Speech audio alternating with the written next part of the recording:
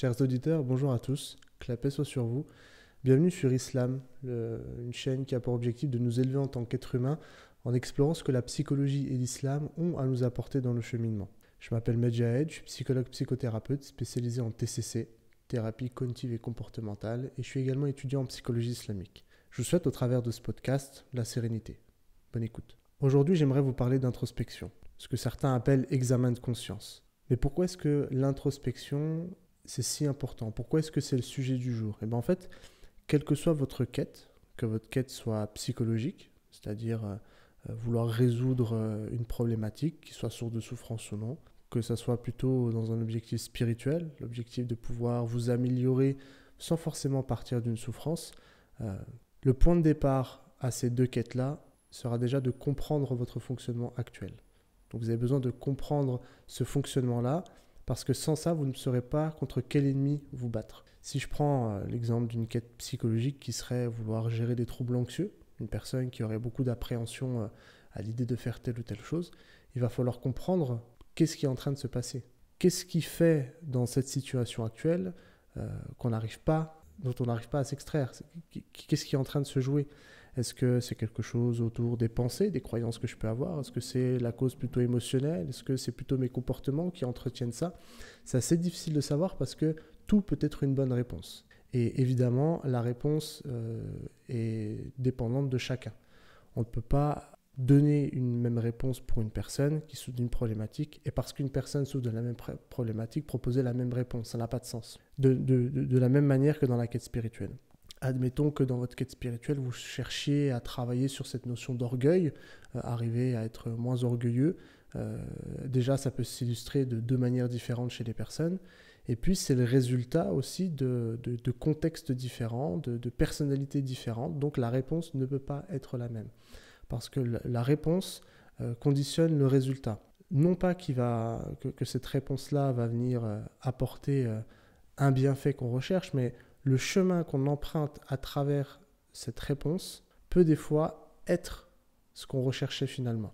On ne rentre pas plus dans le détail parce que sinon ça va faire trop flou. Retenez simplement qu'on a besoin de se connaître soi avant de vouloir travailler sur soi. Quelle que soit la quête, qu'elle soit psychologique, c'est-à-dire gérer une souffrance, ou spirituelle. Vous devez comprendre le fonctionnement, sinon vous êtes voué à répéter les mêmes erreurs et puis créer potentiellement de la souffrance chez vous, chez les autres et dans les deux finalement. Donc dans cet épisode, je vais vous proposer des outils pratiques, un outil pratique en l'occurrence, pour entamer ce processus de connaissance de soi. Évidemment, cet exercice-là a été abordé de plein de manières différentes dans la religion, dans la philosophie et aujourd'hui dans les thérapies occidentales. Que ce soit Marc Aurèle, qui pouvait même parler à travers son memento mori, qui pouvait être une forme d'examen de conscience, aux thérapeutes d'aujourd'hui, notamment Aaron Beck dont on va parler, en passant par Al-Muhasibi, qui était un penseur du 8e siècle qui a ce surnom-là justement parce que pour lui l'examen de conscience était capital, était très important. Donc en passant par toutes ces identités-là, on voit à quel point l'examen de conscience est une chose non négligeable pour se développer, quel que soit votre objectif. L'islam évidemment parle également de la nécessité de la maîtrise de soi et donc elle se fait par la connaissance de soi dans un premier temps. Donc vous devez comprendre les forces qui vous animent pour mieux les combattre et œuvrer pour votre idéal.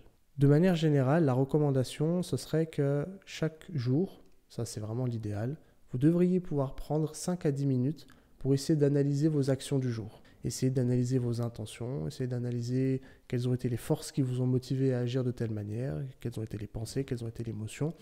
Ça vous permet de sonder qui vous êtes, votre esprit, votre âme, et de savoir si vous êtes dans la bonne direction. Est-ce que le comportement que j'ai eu aujourd'hui était aligné à mes valeurs? Qu'est-ce que j'aurais pu faire pour l'être davantage?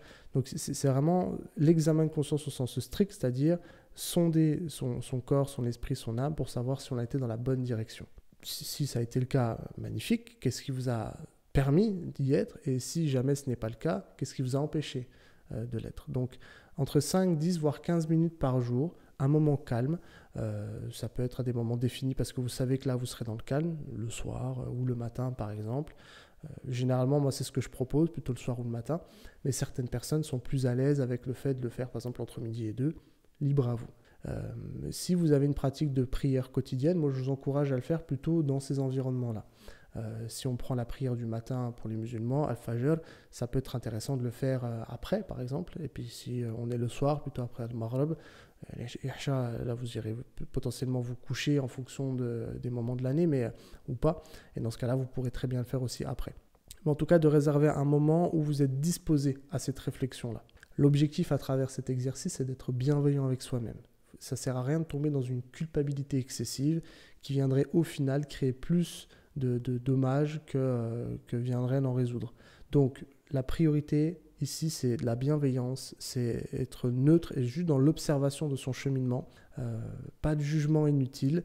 Considérez vraiment que ce que vous êtes en train d'observer, même si c'est en décalage avec vos valeurs, c'est une partie de votre cheminement. Et le fait de l'observer aujourd'hui, c'est déjà un pas en avant de plus que potentiellement ce que vous aviez fait la veille. Donc l'exercice que je vais vous proposer, que je réutilise systématiquement en séance en début d'accompagnement et que je peux être amené à réutiliser à différents moments en fonction de comment évolue le fonctionnement de la personne, c'est une grille qu'on appelle la grille de Beck, donc qui vient d'un auteur qui s'appelle Aaron Beck, qui était un psychiatre américain, considéré comme le père de la psychologie cognitive, donc qui est une des parties des thérapies cognitives et comportementales, parce qu'on est aussi des comportementalistes. Mais lui, en tout cas, c'est plutôt sur les cognitions. Ce qu'on appelle les cognitions sont plutôt les pensées. Il a aussi travaillé sur la thérapie des schémas. C'est l'idée selon laquelle il existerait des patterns de pensée, d'émotions et de comportements qu'on peut regrouper sous certaines étiquettes et qui sont le fruit de ce que lui appelle des expériences précoces de vie. Donc, sur vos premières interactions avec les parents, les figures parentales, avec les enseignants, avec les amis, et vous tirez des espèces de conclusions de comment le monde semble fonctionner et de comment vous devez interagir avec ce monde-là. Et à partir de là, vont se créer ces patterns plus ou moins fonctionnels, plus ou moins dysfonctionnels, et à partir desquels vous aurez aussi des modes de réponse. Donc, c'est-à-dire qu'on peut avoir un pattern qui nous inciterait à nous comporter de telle manière, et en mode de réponse, on peut très bien s'y soumettre, comme se rebeller, comme être dans la neutralité, voilà. Je n'entrerai pas dans le sujet parce que c'est hyper intéressant et on pourrait vite s'écarter du sujet du jour. Donc c'était une petite digression. Donc la fiche de Beck, voilà comment elle fonctionne. Vous allez avoir 5 colonnes et la dernière colonne, vous pourrez la diviser en 2. Donc, vous pouvez très bien considérer que vous avez 6 colonnes. Ce que je vous encourage à faire, moi, c'est dès maintenant, si vous avez une feuille, un stylo à côté de vous, à reproduire ce tableau-là. Et puis, je vais vous donner chaque élément qui doit apparaître dans chacune des colonnes. Et comme ça, vous aurez toutes les informations pour initier ce travail. On retrouve donc 6 colonnes. Situation, pensée, émotion, comportement, conséquences. Ça fait 5. Et puis la dernière, évidemment, vous la divisez par 2. On aura conséquences à court terme, conséquences à long terme. Maintenant, je vais prendre le temps de définir chaque colonne. La première colonne situation, elle désigne le moment. C'est-à-dire que ce que vous allez chercher à analyser, que ce soit votre comportement ou la pensée que vous avez eue ou l'émotion que vous avez eue, elle est apparue dans un contexte donné.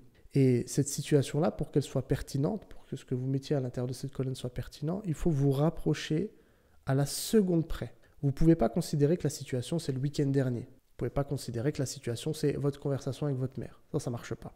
Il faut pouvoir se centrer à la seconde près.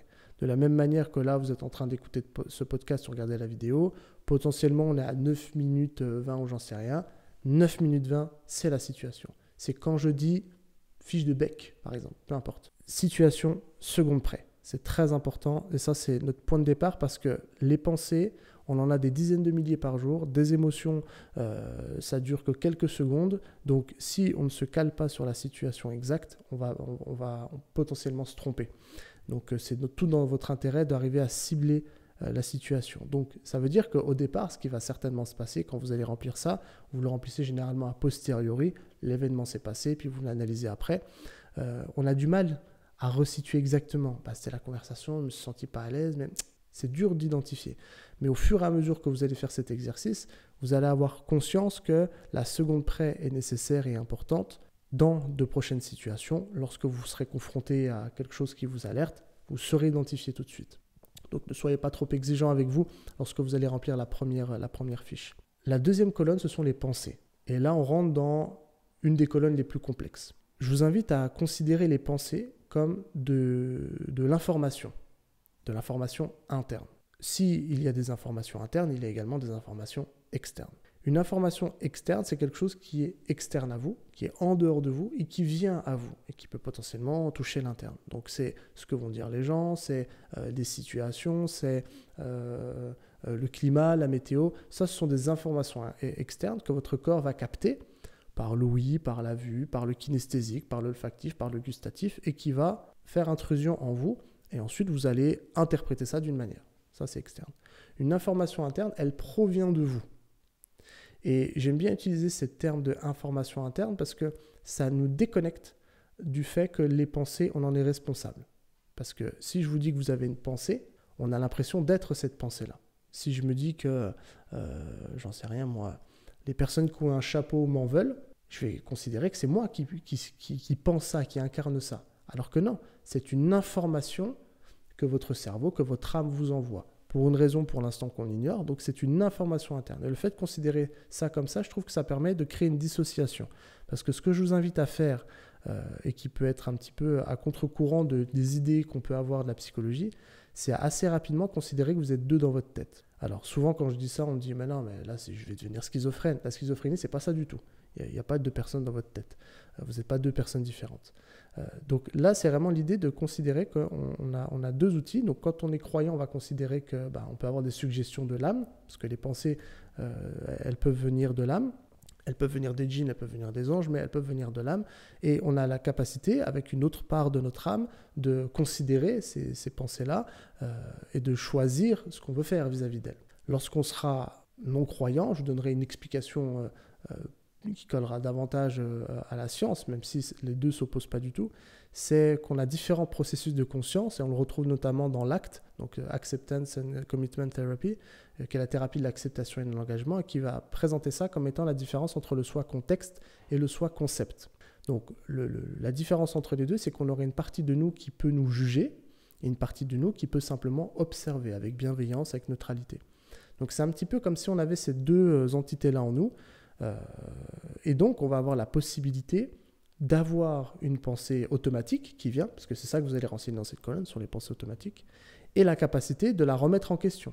Et c'est là où ça peut être intéressant, c'est que dans cette colonne, une fois que vous aurez rempli toutes les pensées qui vous ont traversé, ça peut être intéressant également de faire figurer le degré d'adhésion.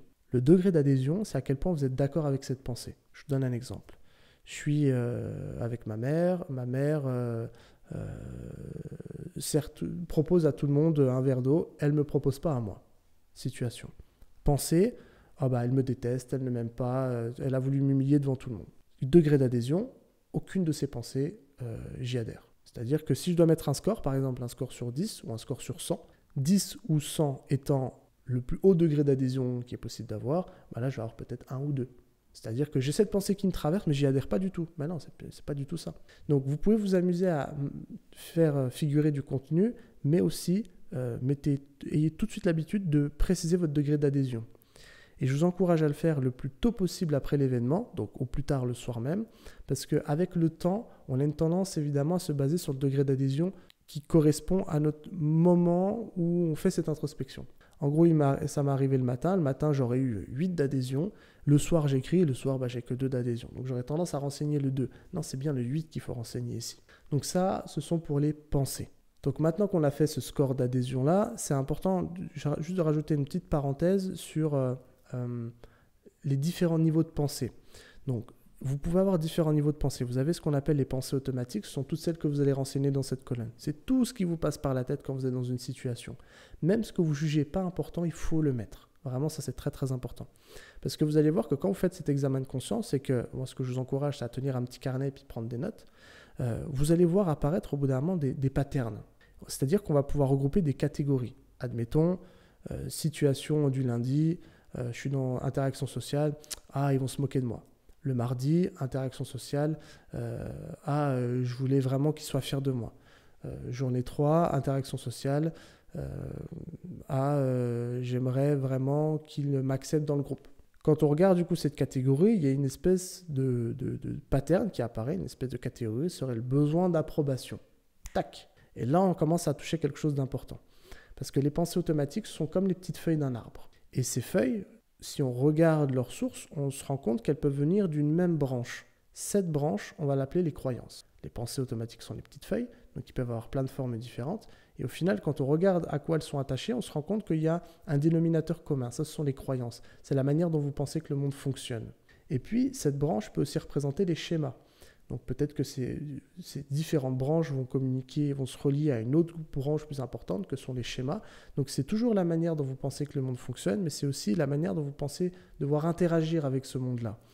S'il y a un besoin d'approbation, ce serait peut-être le besoin d'approbation et le fait de se dire je dois tout faire pour eux, sinon ils vont m'exclure, ou sinon je vais me retrouver tout seul, ou sinon je vais mourir, ou voilà. Vous devez être alerte par rapport à ça, parce que l'idéal étant toujours d'avoir cette vue sur les pensées de surface, mais l'intérêt, il est surtout de pouvoir descendre à des niveaux plus bas. Un petit peu comme si vous aviez la face visible d'un iceberg et que là, on descendait un peu plus en profondeur, pour aller voir concrètement ce qui se cache dans votre âme, dans votre cerveau, pour pouvoir mieux le travailler derrière.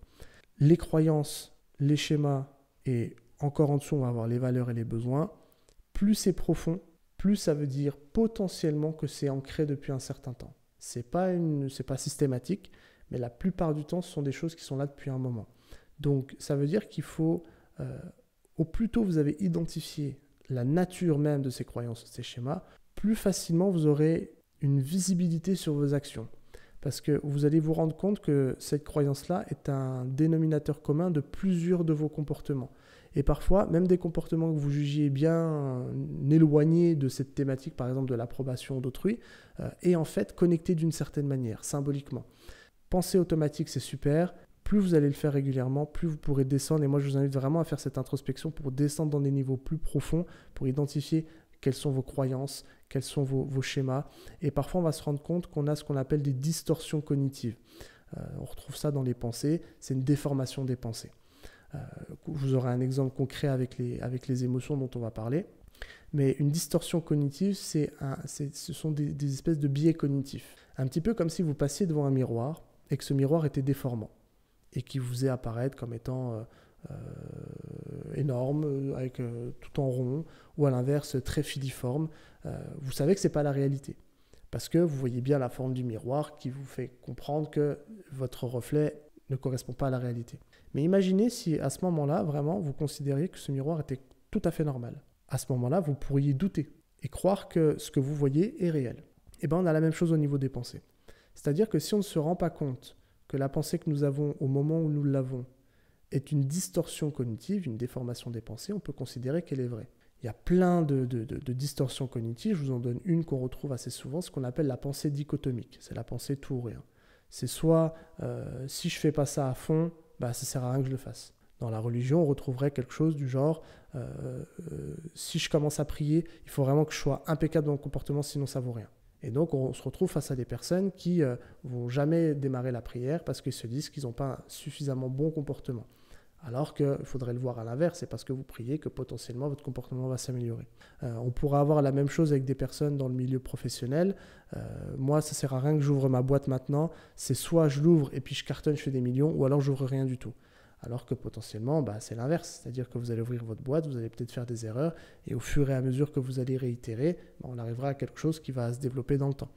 Donc là, on est face à une distorsion cognitive qui peut être des fois liée à des schémas ou à des croyances qu'on peut retrouver des fois dans l'enfance, où des parents ont pu être assez punitifs dans les comportements de leurs enfants. Un enfant qui va tenter des choses et qui va un petit peu rater, un petit peu y arriver, un petit peu rater.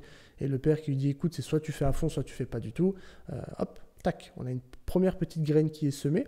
Alors, ça suffit généralement pas à planter une croyance ou un schéma, mais en fonction ensuite de la manière dont il va interagir avec son père et de à quel point on va retrouver ce discours-là, potentiellement, ça peut mener à ce genre de croyance et de schéma. Attention à ne pas se sentir hyper responsable des croyances de vos enfants. Vous pouvez être un parent qui donne la meilleure des éducations possibles et pour autant, votre enfant peut développer des croyances et des schémas. Il n'y a pas d'éducation stricte type qui permet d'éviter tout ça. Évidemment, on peut mettre en place tout un tas de choses, mais bon, ce n'est pas le sujet de cet épisode-là. On passe maintenant aux émotions. Donc c'est la troisième colonne et il faut qu'on définisse déjà ce que sont les émotions parce que c'est souvent un grand bazar. Une émotion, c'est universel. C'est-à-dire que si on l'observe dans toutes les régions du monde, on observera la même chose. C'est ce qui se passe dans votre corps. On va retrouver 5 composantes. C'est ce qui va caractériser l'émotion. Si vous ne pouvez pas retrouver ces 5 composantes dans ce que vous considérez comme une émotion, c'est que ce n'est pas une émotion.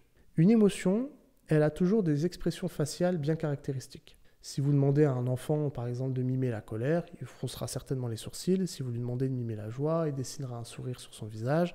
Si vous lui demandez de dessiner la tristesse, il va plutôt avoir les traits du visage qui tirent vers le bas, avec potentiellement des larmes. Donc on a des caractéristiques faciales. Deuxième point, on a des réactions biologiques. Quand je suis en colère, et quand je suis anxieux aussi, je vais avoir une activation du système nerveux sympathique, système nerveux autonome sympathique, qui est l'activation du rythme cardiaque, l'augmentation de la respiration, débit respiratoire, volume respiratoire. On peut avoir des tremblements, on peut avoir toute une réaction en chaîne qui à ce moment-là nous permet de mieux affronter ou de mieux fuir. Mais donc on a une réaction biologique, il se passe vraiment quelque chose dans le corps. On a la même chose avec la tristesse, avec un ralentissement psychomoteur aussi par exemple. On a des tendances à l'action, ça c'est très très important. Chaque émotion vous prédispose à une réponse. Ça ne veut pas dire que vous allez forcément avoir ce comportement-là, mais c'est un petit peu comme une main dans le dos qui vous poussait. Quand vous êtes en colère, c'est l'envie de jeter une table, vous êtes en train de bricoler, vous relevez, tac, la tête se tape contre la table, on a une envie, c'est de mettre un coup sur la table. Il y a une fonction de destruction avec la colère, destruction physique ou verbale. Ça ne veut pas forcément dire que toutes les personnes qui vont ressentir de la colère, et heureusement d'ailleurs, vont passer à l'acte. Il y a une tendance à l'action. Si je suis joyeux, même si je suis de nature très introvertie, je peux avoir une tendance à vouloir prendre des inconnus dans les bras alors que jamais ça me serait passé par la tête. C'est une tendance à l'action, une tendance à la connexion sociale par la joie, une tendance au partage. Donc ça, ce sont des prédispositions, c'est un petit peu comme un petit pattern qui est lié et qui fait souvent, qui est très souvent lié à la fonction adaptative de cette émotion, parce que les émotions sont adaptatives, c'est-à-dire que normalement elles sont là pour nous faciliter notre vie.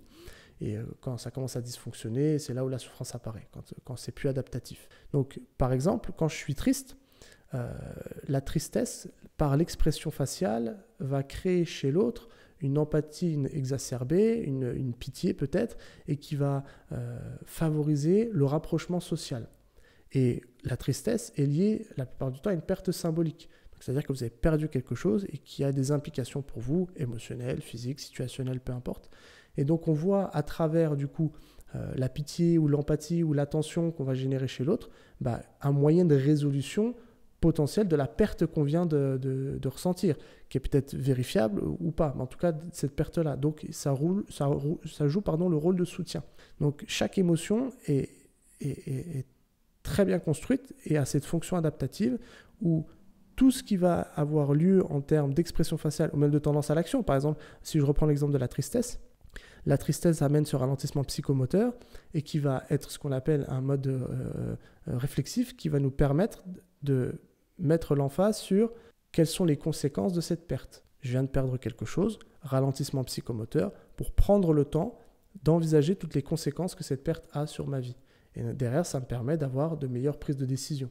Parce que si je viens de perdre un être cher qui me servait à survivre, admettons, que là je le perds, c'est important quand même de prendre un temps pour ralentir, pour constater toutes les implications que cette perte a sur ma vie et prendre des meilleures décisions derrière. Si je continue à agir comme si on était deux, potentiellement je vais être moins adapté à ma vie que si je considère que maintenant je suis tout seul. Donc voilà, fonction adaptative. Donc ça, ce sont les composantes de l'émotion. Et puis on va retrouver aussi la notion de pensée. Et pour revenir à ce que je disais tout à l'heure sur les distorsions cognitives, les pensées, c'est un petit peu comme les émotions, pardon, c'est un petit peu comme des lunettes. Si j'y mets mes lunettes de la joie et que j'ai une teinte jaune, tout ce que je vais regarder va plus ou moins avoir la couleur du jaune.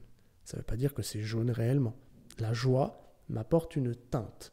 Donc c'est une forme aussi de distorsion cognitive. Quand je suis triste, je peux avoir une teinte noire qui me donne l'impression que tout est plus ou moins noir, alors que ce n'est pas forcément le cas. Et la difficulté avec les émotions, c'est qu'on ne se rend pas compte qu'elles teintent à ce point nos pensées, mais c'est pourtant le cas. Donc dans cette colonne-là, vous allez mettre toutes les émotions que vous ressentez. Si je ressens de la colère, si je ressens de la tristesse, si je ressens de l'anxiété, et vous allez préciser le degré d'intensité de cette émotion. À quel point j'ai ressenti cette émotion, sur 10 ou sur 100. Prenez l'échelle avec laquelle vous êtes le plus à l'aise et vous allez indiquer si vous avez ressenti un 10 sur 10 en émotion, un 100 sur 100 en émotion. Et plus le score est important, plus l'émotion était intense. Quatrième point, vous allez voir, ça va être très très court pour celui-là, c'est littéralement vos actions. Comment vous avez agi dans cette situation-là. Je reprends l'exemple de ma mère qui ne me sert pas de verre d'eau. Je me dis, oh là là, elle ne m'aime plus, etc. Là, par contre, j'y adhère à fond. En émotion, je ressens de la colère. Et puis, je me lève, je dis, bon, allez, puisque c'est comme ça, moi, je me casse. Comportement effectif que vous mettez en place. Un comportement peut être aussi de l'inaction. Je recite la même situation, mais au lieu de me lever et dire, je pars, je reste et je dis rien. C'est une action qu'il faut quand même noter, parce qu'elle renseigne sur quelque chose. Pourquoi est-ce qu'on n'a rien dit ? Et là, peut-être qu'on pourra mettre le doigt sur d'autres pensées. Je me suis dit que si là j'agissais, ils allaient tous être contre moi, et donc ça nous donne du matériel supplémentaire. Les ruminations sont aussi des actions. Le fait de, par exemple, je recite cette situation-là, donc je ne fais rien, et puis là j'ai cogité pendant toute la journée sur pourquoi elle avait fait ça, pourquoi elle ne m'en a pas donné, peut-être qu'elle voulait me tester, peut-être que... Tac, et donc je vais ruminer en boucle. C'est une action aussi, comportement. La dernière colonne, ce sont les conséquences. Et donc là, on va dissocier deux choses, les conséquences à court terme et les conséquences à long terme. Les conséquences à court terme, c'est simplement observer quel impact quel impact votre comportement a eu sur la situation. Est-ce que le fait de ne rien dire à table, ça a solutionné le fait que j'ai de l'eau ? Non. Est-ce que ne rien dire à table, ça a apaisé mes pensées que ma mère s'en moque de moi ? Est-ce que le fait d'avoir rien dit à table, ça apaise ma colère ? Donc on voit que déjà, au niveau situation, pensée, émotion, le comportement-là n'est pas idéal parce qu'il ne change rien à la situation externe et interne. Maintenant, ce qu'il faut aussi mesurer, c'est est-ce que ce comportement-là est en accord avec mes valeurs ? Est-ce que pour vous, ça vous permet d'être une meilleure personne, d'être un meilleur croyant que de ne rien dire lorsque vous subissez une injustice ? Oui, non. Si vous répondez non à toutes les questions qu'on vient de se poser, la conséquence à court terme, le comportement pour les conséquences à court terme, il n'est pas incroyable. Il vient ni solutionner, ni vous rapprocher de vos valeurs. Et ça, c'est pourtant deux aspects qui sont très importants à considérer. Mais c'est à pondérer avec les conséquences à long terme. Donc là, c'est la dernière colonne. Les conséquences à long terme sont toutes les conséquences que ce comportement a sur ce fonctionnement-là. Et puis, de nouveau, on retrouve cette notion de valeur et de rapprochement de Dieu. Est-ce qu'avoir agi comme ça règle cette situation-là si elle a tendance à se répéter ? Admettons que ma mère ait toujours tendance à me mettre à l'écart. Est-ce que le fait de ne rien dire, ça alimente ça ou ça vient solutionner ? Là, ça serait assez simple de pouvoir dire, ça peut avoir une tendance à alimenter ça. Si à chaque fois que vous subissez une injustice, vous ne l'amenez pas à la personne, potentiellement, elle peut ne jamais en prendre conscience et continuer là-dedans. Deuxième question, est-ce que ça me rapproche de mes valeurs ou de l'adoration ? Là, encore une fois, on pourrait se dire que non. Ne rien dire, je m'efface et donc je ne prends pas soin de moi. Donc, c'est une manière d'être en décalage avec mes valeurs ou d'être en décalage avec l'adoration de Dieu. Parce que Dieu nous suggère de prendre soin de nous et donc de devoir faire attention à ne pas subir d'injustice, etc., etc. Donc, ça sont des exemples des conséquences à court terme et à long terme. Si vous voyez que ni à court terme ni à long terme, il y a des conséquences positives, vous avez tout intérêt à le changer, évidemment. Si vous voyez que, par exemple, vous avez beaucoup de conséquences à long terme, mais pas à court terme, ça peut être intéressant d'accepter, du coup, l'inconfort du court terme. Je reprends ce même exemple-là, et on se dit que, au lieu de se mettre en colère ou de rien dire, on va dire les choses calmement. Maman, comme moi, tu ne me proposes pas à boire, je ne me sens pas considéré, et j'aimerais plus tard que, quand tu sers tout le monde, tu me proposes à moi aussi, par exemple. Ça peut être hyper désagréable à court terme. Parce que je vais me dire, oh là là, mais ça y est, ils vont dire que je fais le capricieux, que ça y est, je prends tout mal, etc. Je vais avoir tout un discours interne qui n'est pas hyper agréable. Par contre, à long terme, peut-être que ça y est, maintenant maman va faire attention à bien me servir un verre d'eau.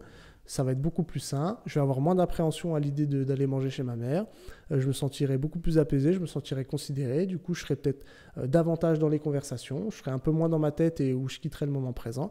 L'acceptation des conséquences à court terme peut amener des conséquences à long terme qui finalement ensuite deviendront aussi des conséquences à court terme quand j'accepterai à chaque fois d'avoir le bon comportement. Donc voilà, en résumé, identifiez une situation qui déclenche ce qui pose problème. Posez-vous la question de quelles sont vos pensées en considérant bien que vous n'êtes pas responsable d'elles et vous cherchez potentiellement s'il y a des choses plus profondes. Notez vos émotions, la colère, l'anxiété, il y en a plein d'autres. Identifiez vos comportements et observez les conséquences à court et à long terme. En faisant ça, si ne serait-ce que vous le faites sur 2 semaines en ciblant une problématique, vous avez une problématique sous X ou Y, ça c'est une action que j'aimerais vous proposer pour la prochaine fois. Vous identifiez là actuellement ce qui vous pose le plus de problèmes j'ai une tendance à dire ceci, j'ai une tendance à mentir, j'ai une tendance à consommer de l'alcool, ou j'ai une tendance à... Peu importe. Faites ce travail-là pendant 2 semaines, tous les jours. Tous les jours, vous prenez 5, 10, 15 minutes. Vous allez voir, au début, c'est une petite gymnastique. Moi, ça me prend quasiment 1 heure là, pour vous expliquer ça. Mais c'est pour vous donner le plus de détails possible. Mais si vous avez compris ça, prenez le temps maintenant. Ça ne vous prendra pas plus de 5, 10, 15 minutes grand max. Peut-être 15 minutes au départ, le temps de bien maîtriser. Puis après, vous verrez, c'est une petite gymnastique qui se fait toute seule. 5, 10, 15 minutes. Et vous analysez ce qui est en train de se passer. Vous le faites tous les jours pendant 2 semaines. Et à la fin de 2 semaines, vous faites un bilan. Et vous allez voir qu'on peut identifier des patterns communs.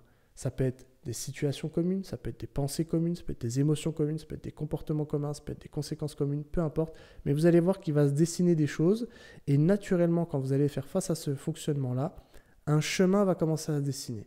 Bah oui, mais là, c'est évident. Quand je fais ça, il se passe ça. Donc, il faudrait peut-être que je teste ça. Ça, c'est le premier cas. Il se peut que vous ne trouviez pas le chemin. N'hésitez pas à demander à d'autres personnes.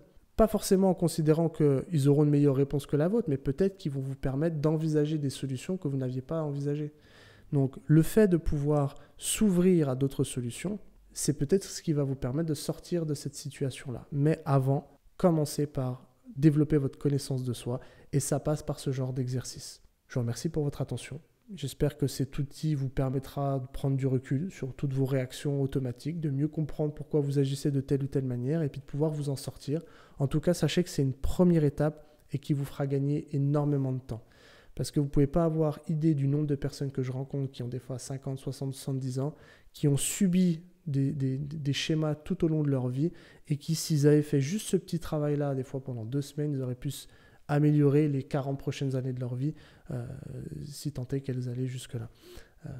Et donc, c'est la même chose pour vous. C'est vraiment quelque chose que je vous encourage à faire. Prenez ce temps-là, vous verrez ces 5, 10, 15 minutes. Les 10-15 minutes, on peut les extirper assez facilement de 15 minutes de scroll sur le téléphone. Très boomer de dire ça, mais je me le dis aussi pour moi-même. Donc vraiment, prenez le temps. Et une fois que vous avez testé ça, libre à vous de continuer à tenir un petit journal et en notant vos tentatives. Admettons que si je reprends mon exemple avec je dis rien à table versus je dis calmement les choses, notez ce qui se passe quand vous dites calmement les choses. Et voyez ce qui fait obstacle. Quelles sont les pensées qui font obstacle, quelles sont les émotions qui font obstacle, et derrière, vous pourrez plus facilement savoir aussi comment les solutionner. Si jamais vous ne voyez pas, sachez que vous pouvez vous faire accompagner, qu'il y a des thérapeutes dont c'est le métier. Je vous encouragerai toujours à plutôt vous diriger vers des psychiatres psychothérapeutes ou des psychologues psychothérapeutes, mais en particulier des psychothérapeutes, qui sont des professionnels qui sont spécialisés dans l'accompagnement thérapeutique et qui pourront très facilement vous accompagner là-dessus. Et si l'approche que je viens de vous donner aujourd'hui vous plaît, sachez qu'il faut davantage vous tourner vers ce qu'on appelle des thérapeutes en TCC, thérapie cognitive et comportementale. Je vous souhaite le meilleur, je nous souhaite à tous un bon cheminement. Je vous demande pardon si j'ai pu dire des erreurs. N'hésitez pas à mettre en commentaire ce que vous avez pensé de cet épisode-là, s'il y a des subtilités que vous aimeriez que je détaille. Si vous avez la moindre question, évidemment, l'espace commentaire est fait pour ça. Moi, je répondrai à chacun des commentaires. L'idée pour moi, c'est vraiment de pouvoir vous apporter de la valeur. Si vous avez vu ça sur un podcast, n'hésitez pas à mettre des étoiles. Pareil pour si vous regardez ça sur YouTube. Je vous dis à très bientôt. Prenez soin de vous et... je pense que c'est tout. Bye bye.